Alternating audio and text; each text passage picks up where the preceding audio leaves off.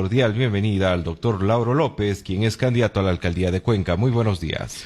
Muy buenos días a los distinguidos de la audiencia CW. Buenos días, Fernando. En efecto, en esta recta final, esperando a ese gran número, sorpresivamente, ese gran número de indecisos que todavía existen, tratando de llegarles con los mensajes, tratando de llegar a su pensamiento, a su inteligencia y corazón, con la finalidad de que reflexionen ese voto y que ese voto más que nunca ahora sea reflexionado. 13 días nos separan del 24 de marzo, cuando deberemos acudir los ecuatorianos en términos generales a escoger nuevas autoridades seccionales. Doctor López, usted ha sido señalado a través de las redes sociales como, de alguna manera, cómplice y quien ayuda a un plan maquiavélico, según nuevamente las redes sociales, a favorecer el voto a favor de Marcelo Cabrera. ¿Es así? Hay que recordar que usted fue militante y compañero de fórmula en su momento con Marcelo Cabrera. Yo fui uno de los fundadores del Movimiento Igualdad, fui su primer director, eso lo he dicho muy claramente. Pero asimismo, claro, esa página Anonymous, que es la que saca lo que se le antoja. Claro. Entonces, me vinculan como que si yo estuviera todavía en el Movimiento Igualdad. Yo en el año 2014 no opté ni por la reelección, porque yo me retiré de la política, prácticamente estaba retirado de la política, me retiré del Movimiento Igualdad, me desvinculé totalmente, de modo que durante más de 5 años he estado alejado de la política y yo no sé de dónde se inventan de que uno puede ser parte de un plan maquiavélico. El único interés que tuve es para participar en esta elección es el colaborar con mi contingente, porque creo yo que los valores de la política hay que rescatarlos. Y a mí me da la idea, más vale que las empresas electorales son la antipolítica, que es a la que yo combato, así es que no tengo ninguna vinculación por esos lados. ¿Eso quiere decir que usted no aceptaría una invitación formal de Marcelo Cabrera en el caso de que de que gane las próximas elecciones para que usted forme parte de su equipo, quizá tal vez una colaboración externa de su trabajo? Mire, yo ya fui invitado, le voy a ser franco, esto no se lo ha dicho, pero ya que cabe la pregunta al momento le doy una respuesta. Yo fui invitado por Marcelo Cabrera para ser parte de su equipo durante la actual administración y no la acepté porque yo he estado retirado de la actividad política, me centré totalmente en mi actividad profesional, inclusive yo tenía la idea de no volver a incursionar en una candidatura. Pero las motivaciones de pronto vienen, los pedidos de algunos sectores ciudadanos vinieron y prácticamente me convencieron. Y como le digo, ha sido mi participación el realizar un aporte en el rescate de algunos valores que debe tener la política. Porque hay valores que yo no los puedo compartir definitivamente, a los que yo llamo la antipolítica. Porque la política bien llevada, téngalo por seguro, de que es una actividad noble, es una actividad humana, es una actividad de entrega al ciudadano, porque así es como yo lo concibo ahora, como un desprendimiento antes que el querer algo para mí. Y mi vida política ha sido esa, porque mi participación y mi vida política ha sido esa.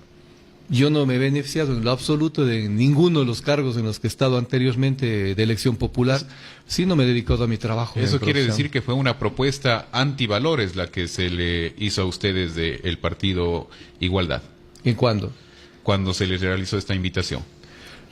Tal como usted yo lo que he tratado siempre es rescatar los valores de la política, pero de pronto hay situaciones que no son muy normales. Por ejemplo, el clientelismo a mí me parece que es una antipolítica. Y uno cuando ve esas cosas, yo no puedo estar a favor. Cuando a través del manejo de la cosa pública, como es de un municipio o de una prefectura, se crean monstruos electorales con financiamientos que no se sabe ni de dónde viene el dinero, entonces ahí yo sí me preocupo porque digo, a esas invitaciones yo no quiero asistir. Doctor López, también días atrás, precisamente la semana anterior, ha sido emitido un comentario, escrito de manera oficial en las cuentas de redes sociales de la Cámara de Transporte de Cuenca, donde habla de la implementación de buses eléctricos y las propuestas que se hacen sobre esto ahora que estamos camino a las elecciones del 24 de marzo. Entendemos, una de esas propuestas se enmarcaría dentro de su candidatura. Ellos dicen y enfatizan que no sería viable este tipo de propuestas. ¿Usted qué responde? Ellos están acostumbrados a poner las condiciones. Aquí la situación en Cuenca sucede que es los pájaros contra las escopetas. El concesionario, que es la Cámara de Transporte, le pone la condición al dueño de la competencia. O sea, eso no se ve en ningún lado del mundo. El que pone la condición al concesionario es el dueño de la competencia. Dice, yo necesito esto, porque Cuenca necesita esto. Cuenca necesita buses ecológicos, no chimeneas que anden por las calles. Entonces, esas propuestas ellos tienen que decir siempre que no son viables. Yo ya recuerdo, solamente le pongo cuando yo era miembro de la Comisión de Movilidad en el año 2010, recuerdo muy claramente conversaciones de ellos entre el 9 y el 14, no el 2010, entre el 9 y el 14, cuando le decíamos que hay que poner bus de mejor tecnología, siempre la cuestión era, no tenemos el dinero, eso es muy caro, que eso no puede. Claro, siempre ellos cuando no desean hacerlo, ponen todos los peros del mundo. Pero aquí en este caso, en el evento de que yo llegue a la alcaldía, la cosa va a hacerse. Porque no van a poner las condiciones los de la Cámara de Transporte, sino el municipio. Eso no les gusta, pues, obviamente, porque es quitarles una parte de lo que han estado acostumbrados a hacer, que es lo que quieren, ¿no? Doctor López, en el efecto de que usted sea elegido, en el efecto de que usted sea favorecido con el voto ciudadano para la alcaldía de Cuenca, ¿estaría usted dispuesto quizás a considerar que el transporte urbano como tal pase a ser únicamente público? Como tal, hablo y me refiero a que ya no sean personas privadas los dueños de las unidades, sino el municipio, como sucede en otros países. Yo siempre considero que la conjunción de lo público y lo privado puede ir de la mano, pero siempre y cuando el concesionario no sea el que ponga las condiciones, sino que nos pongamos de acuerdo entre lo público y lo privado para poder tener un sistema de transporte que Cuenca necesita. No podemos seguir subyugados a la voluntad de ellos. Entonces, si ellos desean buenamente seguir siendo dueños de la concesión, entonces el municipio no tendría ningún problema en mantener esa concesión. Pero si ellos dicen, no queremos, no podemos, o cualquier pero que pongan para poner buses de tecnología que Cuenca necesita, entonces tenemos que crear la empresa municipal de transporte. Pero así de sencillo.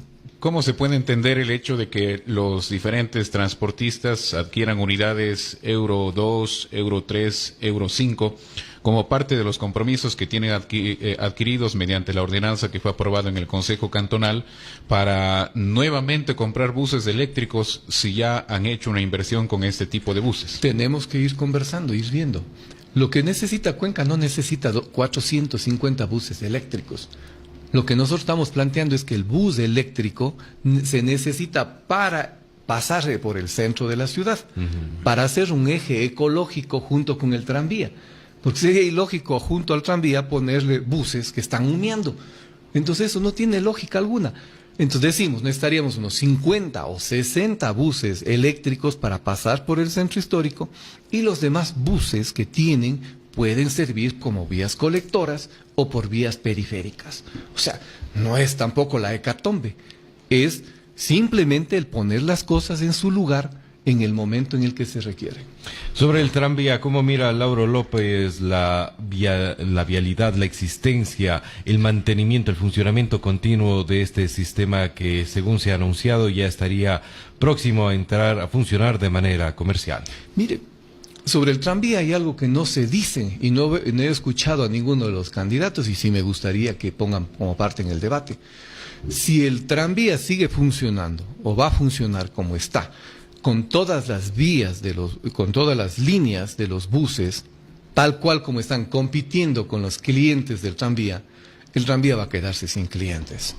Es así de concreto. Si ponemos 4 vías paralelas al tranvía, no van a tener clientes. Entonces, lo primero que tenemos que hacer es redefinir las líneas de buses para asegurarle una clientela adecuada al tranvía para que sea sustentable. De lo contrario, a la vuelta, ni siquiera de un año, vamos a ver los efectos de que no hay un rédito en el funcionamiento del tranvía, lo cual amenazaría su existencia. Entonces, al tranvía yo veo que la forma como le están haciendo que funcione al momento es un cuesta abajo y un decir, esto va al fracaso. Como está el momento. Claro. Ahora, también se ha hecho una especie de análisis de las propuestas de los diferentes candidatos, tanto para la alcaldía de Cuenca como para la prefectura de la SUAY. En esta suerte de análisis de los diferentes analistas, como por ejemplo, por mencionarle un ejemplo del doctor José Chalco Salgado, se ha dicho que varias propuestas de ustedes, en este caso, son demagógicas porque no se ha considerado el presupuesto que actualmente tiene el municipio de Cuenca y también las competencias que tienen los GATS y los gobiernos provinciales. ¿Usted se siente aludido con este tipo de análisis que se ha hecho? No, para nada. Aludido en lo absoluto, porque las propuestas que nosotros hemos hecho son totalmente aplicables, factibles. Inclusive dentro de la propuesta que hemos venido haciendo de los 7 focos infecciosos, como nosotros llamamos, 7 focos infecciosos que tiene Cuenca, que son 7 caras que Cuenca como que no quiere mostrarlas. Ahí hemos hecho hasta con presupuesto y decirles, mire, esto se arregla con tanto, que es más o menos de acuerdo al flujo económico que tiene el municipio. Y yo soy uno de aquellos que han venido diciendo que el municipio tiene serios problemas económicos. Y veo que después muchos de los candidatos han dicho, sí, el municipio tiene problemas económicos, tiene problemas de déficits, problemas de flujos de caja, etcétera. Claro, nosotros hicimos la cuenta desde el principio cuánto es lo que debe el municipio, que es mucho más de lo que el mismo alcalde lo reconoce. El alcalde reconoce 109 millones y resulta que el municipio tiene deudas por 143 millones. Entonces yo no me siento aludido en absoluto porque las propuestas que hemos hecho, ninguna es demagógica. Por ejemplo, si usted me dice remodelación de mercados, construir un mercado mayorista, construir un megamercado, construir y remodelación de mercados, eso tiene un costo más o menos para los 4 años de alrededor de unos 30 millones de dólares, que es un flujo factible. Si me dice, vamos a hacer 200 kilómetros de veredas, por ejemplo, en Cuenca, que vamos a tener las mejores veredas del país, ¿cuánto cuesta? Alrededor de 25 millones de dólares en los 4 años. Entonces, bueno, si el municipio no puede hacer inversiones de 5 años, 5 millones por año en veredas, entonces, ¿de qué estamos hablando? ¿De un municipio que no tiene ni para los sueldos? No, el municipio tiene dinero, pero ahí necesitamos entrar en un problema de austeridad para poder tener flujos adecuados para las obras que quieren hacer. Entonces, todos son factibles. Cuando decimos, hay que hacer una empresa municipal de transporte, por ejemplo, un capital de arranque, ¿cuánto sería para poder comprar alrededor de 50 buses eléctricos? Sería que la parte discutida o que ya la Cámara de Transporte empieza a decir que no podrían hacerlo. Para eso se necesita alrededor de 15 millones de dólares. Dineros factibles a través de créditos internacionales que para proyectos sustentables lo hacen. El BID, la CAF lo pueden hacer. Para esos proyectos lo hay. Para veredas pasa lo mismo. Para proyectos que son de reversión, autosustentables, pagables, se les pone un financiamiento adecuado y esos créditos pueden fluir. A esta hora de la mañana conversamos con el candidato a la alcaldía, el doctor Lauro López. Doctor, ¿cuál es la realidad que usted ha investigado y seguramente estará dentro de sus propuestas de etapa? Muchos actores políticos hablan de que la situación de etapa es crítica, de que no es como se nos vende en el discurso oficial. Incluso otros candidatos han sido de alguna manera desmentidos por el gerente Boris Piedra. ¿Cuál es la realidad de etapa? Yo vengo denunciando desde hace 10 años casi. Desde que fui concejal en el 2009 al 14, vengo denunciando que Etapa tiene problemas serios en lo económico, muy serios, y siempre han sido las grandes desmentidas de parte de los funcionarios de Etapa. Etapa tiene deudas por alrededor... ¿No hay superávit? ¿Superávit? No tienen superávit. La realidad de Etapa es siempre medio similar a la que es la del municipio. Es decir, en deudas... Bueno, el municipio ahora le superó en deudas, porque Etapa actualmente tiene un presupuesto alrededor de 140 millones de dólares, de los cuales ellos en flujo económico tienen alrededor de 85 millones de dólares en ingresos por internet, por agua potable, por telefonía. Y de ello, en deudas, están alrededor de los 90 millones de dólares. Es decir, es una empresa también que está bastante endeudada. El que esté al momento, digamos, en una situación crítica como para decir va a dejar de funcionar, yo creo que no es para tanto, pero que tiene problemas económicos serios de Etapa, sí los tiene, porque tiene un problema, tiene un gasto corriente que llega alrededor de los 52, son medio similares entre Etapa y el municipio.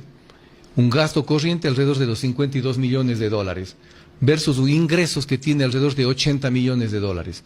Es decir, que apenas les queda 28 millones de dólares para hacer inversiones y pagar deudas. El resto, cuando hace algún tipo de obra, son con empréstitos, con créditos, al igual como hace el municipio. Es decir, son bien parecidas las dos realidades.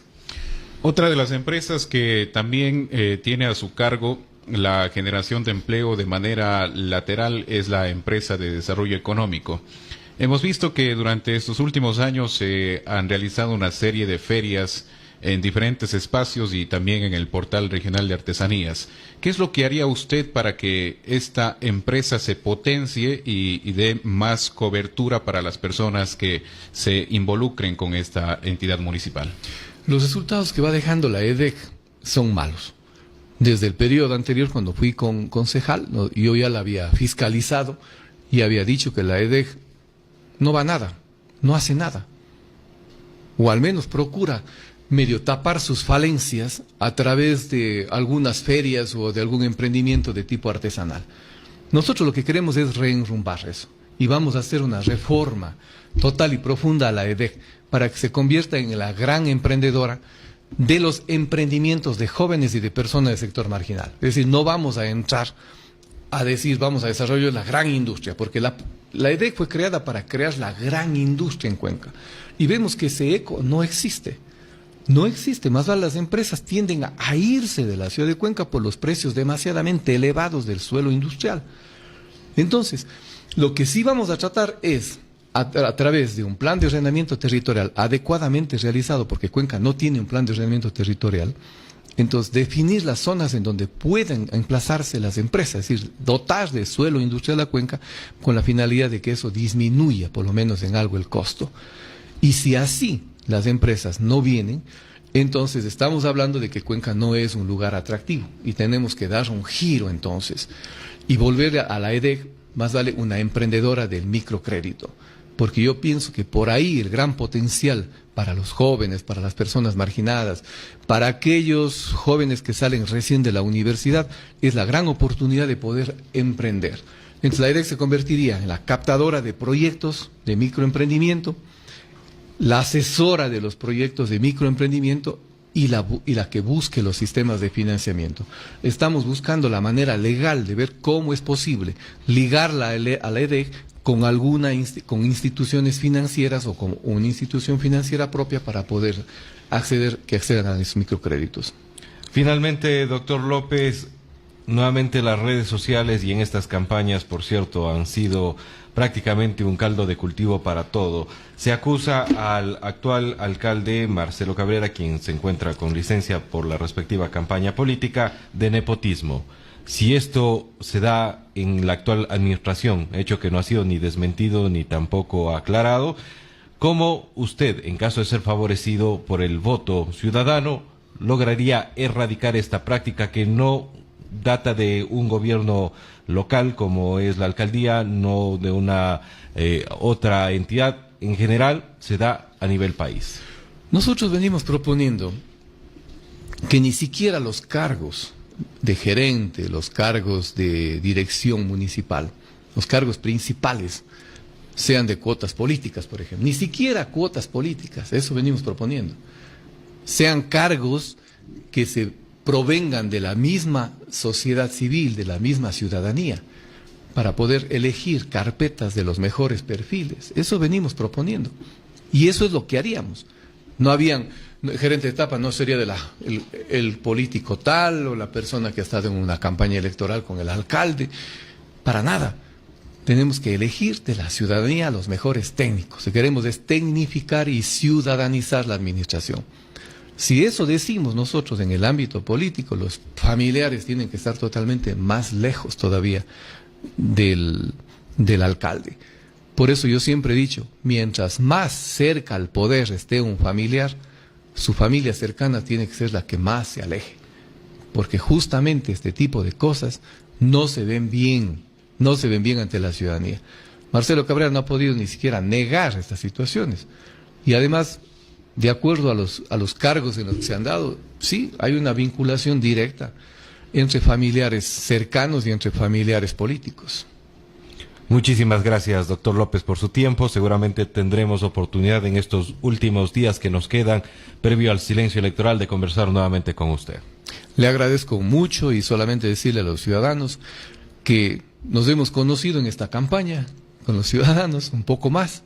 Decirles que yo no les he mentido, no he ido con propuestas demagógicas, he planteado todo aquello que es posible, he respetado a los ciudadanos, no acercándome con dádivas ni regalos buscando el voto. Solamente he acudido a su corazón, a la inteligencia de las personas, buscando una reflexión, como lo volvemos a hacer hoy día a través de estos micrófonos, para que voten adecuadamente, y decirles que el 24 de marzo tenemos la oportunidad en las urnas de rescatar el municipio de las manos de los políticos y para administrar a los ciudadanos.